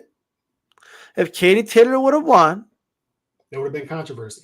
There would have been controversy. And Oh, you could get to Katie. I know someone who scored it for Katie. Well, I mean, I don't know. She was hitting her and this and that. Like, if Katie would have won, there would have been controversy. There would have been people on Twitter, no robbery. It was too close to call it a robbery. And like, there would have been more PR work. There would have been more damage control. I'm just putting that out there. But I do believe that the right girl won. I think Cameron won the fight. I probably had it closer than you. I'm not sure, but I had it 6-4, for Cameron. And good fight. I just think Cameron did the better work in there, to be honest. The body work was key, but she also landed these big shots upstairs too. Like, Katie was slow to react after she would throw her combinations. Like, she was very slow to react. And you got to wonder, is she just shop worn? Is she getting up? Is she up there in age, Or is it that this opponent is reacting faster to her non-movement? Right? Mm-hmm. Like, I actually want to go back and watch some of Katie's past few fights. Like, has she always been in that center line, or Cameron, is she the first one that took advantage of it, or is Katie really slowing down? Right? Because in women's boxing, they're kind of moving a little slower than the men. Like they're not taking advantage of as many of the mistakes, and it's not. Forgive me, guys out there, but it's not at a high level like the men. Like, it wasn't Loma Haney, right? Right. But it was still, it was skillful. It was fun, But either way, I like the fight. I don't like the rematch being in Ireland. I do. They should do it in London. No, I like it because she's still the name, and that's still where the money's going to be at. But here's what I'll say: is Katie Taylor is developing as not only a great fighter, but an entertainment value fighter too, because she's in close fights with punchers, and the 2-minute rounds really serve her, because when we see her against bigger fighters, I could see 3-minute rounds her getting stopped. I saw that against Serrano, and I saw it against Cameron again. I thought she won 7 rounds. I thought she clearly won. And Katie Taylor still is a draw. She's still done a lot for the sport, and she should still get the fight in Ireland, I believe. Although if it goes, but she's a draw. Like, I think there's more money in London, to be honest, in the O2. That's my opinion. It's a bigger economy there. Katie's fought plenty of times in London, and I think Cameron, coming off the win, she defended her belts in Ireland. Mm-hmm. It could still be a big fight in London. I think that's where the fight should be. This is my opinion. I'm not mad at it if it happens in Ireland, but I don't think Katie should get 2 cracks in her backyard. I think it's more neutral territory if they fight in London, believe it or not. Fair enough. And just to wrap that whole card up on Saturday, that was just a fun day of boxing. Cully getting knocked out as a 33-1 favorite, and Eddie Hearn has to stop bringing Mexicans over there to fight his prospects. Bro, I was reading some funny, and I'm sorry to our UK brothers and sisters out there, but people were like, man, these Mexicans look like a prime Salvador Sanchez out there. You know what I mean? Like, they just go out there and just annihilate these guys. And they're like in shock too, bro. They're always like this, and it's like, you guys need to stop being shocked when the Mexican shows up and causes havoc.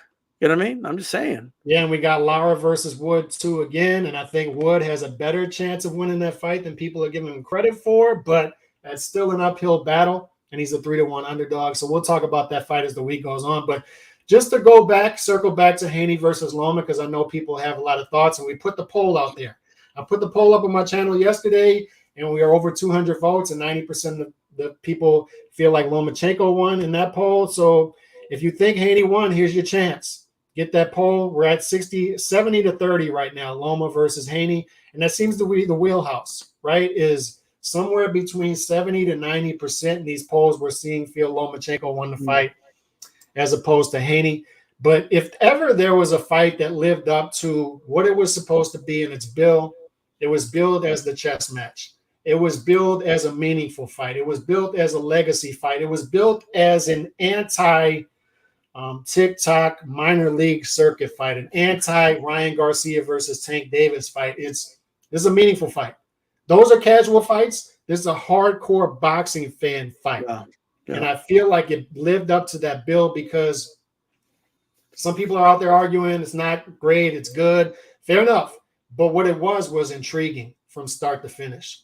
I just like how these guys carried themselves in the ring and the adjustments that were made, the slight adjustments, and how they're both trying to figure each other out and how they both have clear advantages and disadvantages that they're trying to work their way through. How Lomachenko takes away the jab, and as the fight goes on, Haney's skill level starts to diminish, but you start to see that fun fighter come out, and it starts to become a more entertaining fight, a more Lomachenko fight as the fight goes on. And I just appreciate what we saw on Saturday night. And I mean, just wrap up how you feel about stylistically how the fight played out. And was it anything that you did not expect? A couple of thoughts. So one, keep in mind, you know, I scored the fight for Salido. I scored the fight for Teofimo. Right. I believe I had like even with the Linares fight before he stopped Linares. So I'll have to search my scorecard. But my point is, I'm not this like guy that always scores it for Lomachenko. Like, you know what I mean? Like that's on me, right? I'm not like, believe me, if I'm not known as this pro Lomachenko guy like that. Like you know, that's not what I'm known as, right? So I just wanted to kind of put that out there, you know, for those that running into us for the first time, you know. But I thought this was a great high level chess match. I thought this was that's what I think it was. And I think the people that, it's my opinion, that are out here like criticizing the tactics of the fight, name me a fight this year that was fight at a higher tactical level, and I'll wait. You know what I mean? Like, because there hasn't been a fight this year with higher tactical or higher levels of tactics than this, right? Everything these guys did, there was a reason for it, right? Mm-hmm. There was a reason, like Loma had to probe the way he did. There's a reason Haney, even though he wasn't landing the jab all the time, was still throwing it because it was helping him set up those body shots. There's a reason why both guys were doing the things that we're doing, right? That there's a reason for it. And since I like how they compared this fight, you know, the posters, they use chess, right? It was all about the chess game. And people don't, like, most people don't understand chess. Like, they might know how the pieces move, but they don't really understand it. Like, they don't really know how to play it, right? What I'll say that this fight, the way it was fought, was like two high-level chess masters setting up traps, right? Maybe Loma did take away the queen early, and Haney wasn't able to use his queen, a.k.a. his jab, right? Mm-hmm. But Haney still, maybe he used the knights, right, to maneuver himself around and make it very difficult still, if you want to call those the body shots, to make it very difficult for Lomachenko. Lomachenko did a very good job probing with his pawns and using the bishops to get them come in at great angles, right? And used his knights as well as they were trying to cut the corner on each other. That's what this fight was, right? I would just say it's not I'm not going to shame anybody if this isn't your type of fight. Yeah. It's whatever. I shame no one. You have a right to your opinion. I'm just giving you my opinion. These type of fights are my favorite type of fights.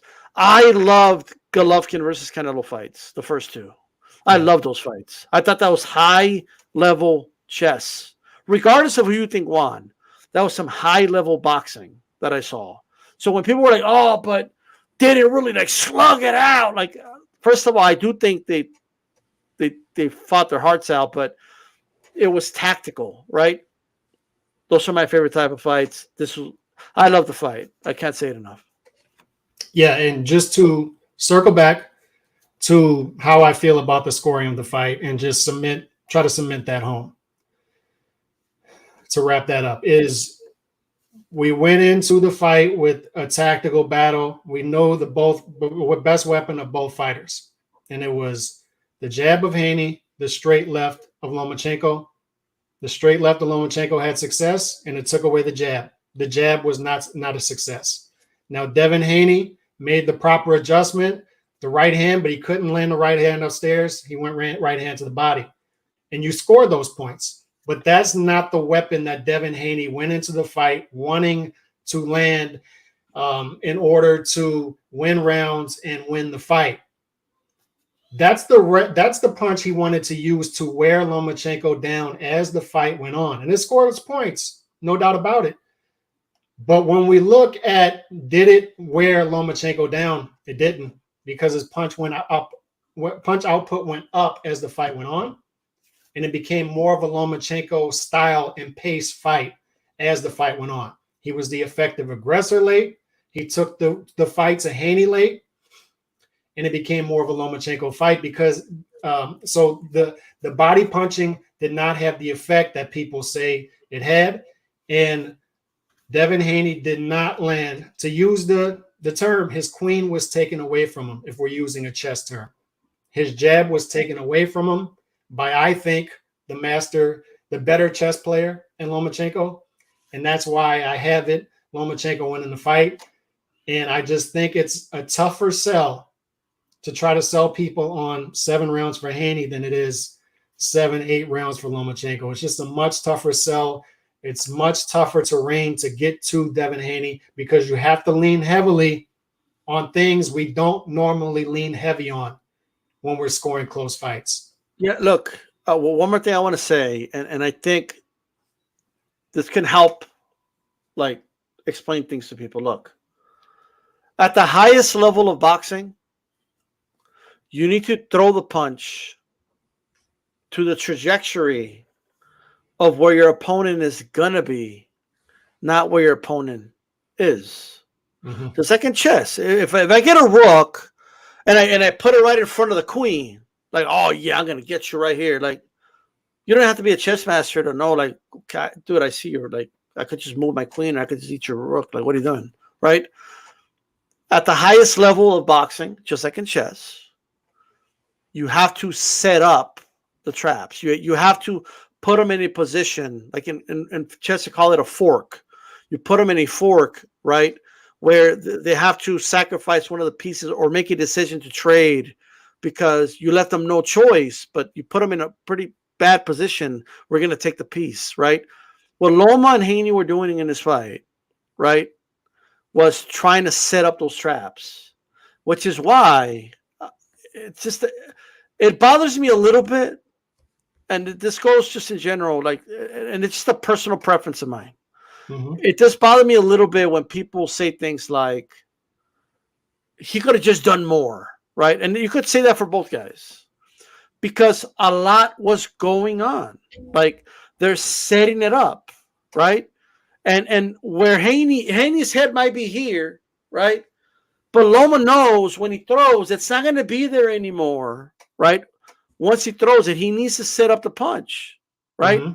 So what is he doing? He needs to come in and out. He needs to feint a little bit, and he needs to see what the reactions of Haney are. Download that a little bit, not for 7 rounds, but just for a moment to know what's going on, right? So that's what I'll say. But Callis will be back in a little bit, guys. But I just wanted to kind of relay that. Now, it doesn't mean Loma couldn't speed it up a little bit, right? It doesn't mean Loma couldn't maybe, probe a little faster. Of course, there's things both guys could do that will make a rematch very interesting because they're going to do it. They're going to make adjustments. All right. Both guys are going to, first of all, they're going to be able to watch film on each other. They're going to be able to kind of know, okay, in Haney's side, what can we do to land that jab, right? I don't know if Haney worked with JoJo anymore. I know the Haney side. I actually talked to JoJo after the fight saying, we would love to, spar with you. I always felt the reason for that because they knew at some point they might face Lomachenko and maybe having a southpaw as a sparring partner was going to be something beneficial for them. But maybe that's something that they could work on and they can make some adjustments. And that's why I believe a rematch will be very, very interesting. Very interesting. I hope it happens because, just to hit on that point one more time, D-Style, is They feed us so many unnecessary rematches, so many unnecessary runbacks of fights that we don't need to see again. And in this fight, we need to see it again for solidification. We need If to you're see. Haney, bro, if you're Haney, I need to. If there's a rematch, right? What can I do to make sure he doesn't take away my queen? Because that's gonna make that's gonna my chances of winning just go up, right? Me, like I can maybe have that masterclass performance that I wanted, right? He was talking about I'm gonna put a beating on him. I'm gonna retire him. You need your queen, and we can do that. You know what I mean? Yeah. So and then in Loma's case, I need to keep my queen because he's going to try to take it now. He's going to make some adjustments. And what can I do to make sure he still can't use his queen? So, bro, I'm telling you right now, I want to see a rematch. I think it makes sense for both guys, and I think it would be a hell of a boxing fight. Do you think it was Lomachenko's last stand? Like this was the performance that he put on, and that's why we saw him tearing up after the fight, knowing I don't know how many more of these performances I could summon up, or is this just Lomachenko? It's just 35-year-old Lomachenko who, yes, he's past it. Yes, he's on that decline, but he can still. It hurts to lose when you're confident. It hurts. Like Cormier cried immediately, like sobbed after he lost to John Jones, right? Like Shakur cried when he didn't get the decision in the Olympics. Floyd Mayweather cried when he lost, and he said, "I don't like this feeling. I never want to feel this way again." What does that tell you? Like you know what I mean? So this a lot goes into a boxer's life that I don't think people understand, right? Yeah. Floyd broke down in tears when he beat Gotti, and people made fun of him, right? Because like he just beat Gotti, bro. It's not like you fucking, but because there's emotion that goes into a prize fight, right? And I don't think that moment was for the cameras either. I think he thought it was privately in the back, right? But it was a moment of, I guess, vulnerability. Some people might see it. I don't, but some people see it that way. I will say this, shout out to the fighters that have already spoken out and the athletes, like to all the fans out there that are mocking the guy and calling him a crybaby and this, that, and the third. I mean, whatever. Like, you know what I mean? Like I guess you have a right to your opinion, but at the end of the day, I've heard a lot of shit. Like I seen athletes when they don't win the Super Bowl, they cry like grown ass men. It is what it is. I just think there's a lot that goes into the sport, a lot of work that goes into it, but physically he's there. Like physically he could do it. Does he want to bother doing it still? I don't know. Right. That's up to him, but I think he will, to be honest. Yeah. I prefer athletes with vulnerability. I do. I like the vulnerability. I like them showing the real side of themselves. Not it being cleansed by the media. I like seeing the vulnerability of athletes, and I love when they go for it and maybe fall short and break down. They're showing real raw emotion. Now, just to go to HLD's point, I wanted to screenshot this real quick and speak about what I feel about the 12th round. And I know what Lomachenko said, but we've seen Lomachenko do this in the past and say he gives up rounds and press conferences because he's a bit arrogant. I think that's a fair assessment. But that bottom number is Lomachenko's.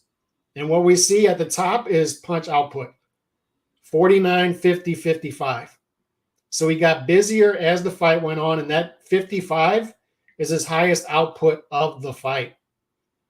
So he was at his busiest. So the reason I bring it up is not to say you couldn't score the round for Haney 12th round, because you certainly could. You certainly could. That's definitely a round you could score for Haney. I'm not saying that. What I'm saying is people need to properly view that round for what it is. Watch the round, look at the stats, and CompuBox can be flawed, but it's more flawed with percentages than it is output, right? Because it's easier to see how many punches are being thrown than how many are landed. So he's throwing 55 punches as opposed to the more economical Devin Haney 37, 50 to 28, the 11, 49 to 25. So each round it's going up. And that middle number is jabs. He's out jabbing Devin Haney in some of these rounds as well. So, and once again, when we talk about efficiency, that bottom number is That bottom number is power punches, and there's not much of a difference at all between the power punches efficiency between Lomachenko and Devin Haney. So it just wasn't this whitewash of a round that people are saying. It wasn't this, oh, you can't score the round for Lomachenko. It was, I think, and the reason I scored that round for Lomachenko is I felt it was a comparative round from 10 and 11. I felt he won the round, but he didn't win it as decisively as 10 and 11. You're not, I give it to Haney, but you had it for Haney, and for the people who had it for Haney, fine. It was close though. And I agree with the betting odds. I didn't think he needed the 12th. I just didn't. I didn't think Lomachenko needed the 12th. But you have to behave like you do, right? And I feel like he did. But just wrap up your thoughts on the whole weekend and what we saw, and just your final thoughts. Well, look, this fight's not going to do the 1.2 million that Ryan versus Tank did. I hope it does good numbers, but it's not going to do those numbers. But just keep in mind, I want people to, I'll leave you guys with this. Before you start saying things that, well, Tank's the man because he sells more, he did more pay-per-views. Here's the thing. Conor McGregor called out Canelo Alvarez to a fight on Twitter. Said he would love to fight him because I'm southpaw. Billy Joe is southpaw and Ryder's southpaw. And I saw things. I would love to fight Canelo, right? As boxing fans, none of us want to see that fight. It's a waste of time. We know that, right? And I'm consistent in saying that. Like, I don't need to see Canelo fuck up Conor McGregor in a boxing fight. That's me, right? But going by your guys' logic, that fight sells more than the Benavidez fight. Yeah. It sells more than Canelo against any boxer. Probably does 3 million buys, right? By your logic, Canelo just you guys want names, right? You want big events, pay-per-view, and that's number one. That's what matters, according to Espinosa, according to Allerby, according to all these. That's what matters above, like the best fighting the best, right? By your logic, not mine. By your logic, Canelo should just say it. Like, Conor, let's do it. Come over here, motherfucker, my world, motherfucker, and let's do this. I'm more Irish than you, motherfucker. Like, you know what I mean? I'm lighter skin than you, motherfucker. Like, you know what I mean? Like, so I want to see Canelo fight. Like, imagine he fights Conor McGregor, and this. Well, what are they going to say? It's going to do more buys. And is he going to be the face of boxing again? Are they going to say the sheriff is back in town because he's going to break the bank with Conor McGregor? Oh no, but D-Style, come on.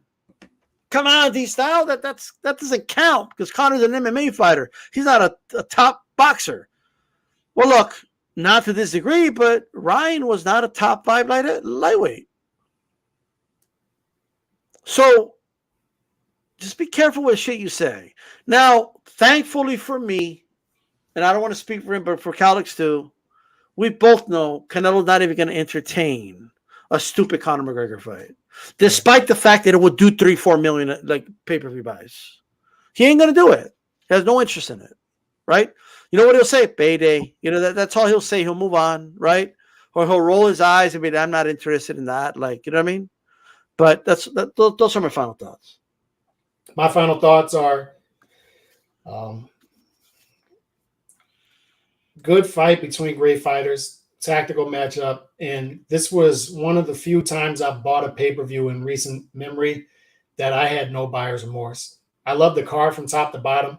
I think Top Rank did a good job of putting on entertainment around this chess match that ended up being entertaining. And on top of that, I think they priced it properly. I think you need to listen to the market, and if you've built a model in which you have to go heavy pay-per-view, you need to at least drop the prices of your pay-per-view.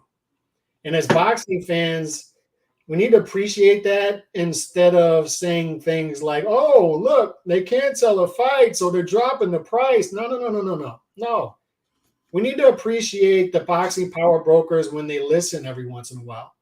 And they listened here. They put on a good card. They put on a fight that people wanted to see. Whether 5 years ago this would have been a pay-per-view type fight or not, I don't know. But they put on a fight that people wanted to see. valuable fight, a meaningful fight that ended up being high quality and entertaining, which is tough to do. It's tough to put on a high quality fight, high quality matchup that ends up being entertaining as well. And this one did that. So 10 out of 10 for me when it comes to Top Rank and Saturday night. I was highly entertained. I was happy. I was not happy with the scorecards. I've been outspoken about that. But even with the scorecards, D-Style, I felt like both fighters raised their stocks, and it didn't ruin the event for me. It didn't. I wasn't in shambles about it. You know, I'm not in here crying because Lomachenko, it's not that. I'm pointing out there's a clear disconnect. I'm pointing out it's really hard to get to those scorecards, but at the same time, it did not ruin the event for me. And that's my final thoughts. Where are we at tomorrow? HCP podcast tomorrow, time pending because there's a guest I'm trying to get on, but we'll keep you guys posted. Just subscribe, hit the bell, follow on Twitter at D-Style Boxing, and we'll keep you guys posted. Thanks for coming through. God bless everybody. Peace.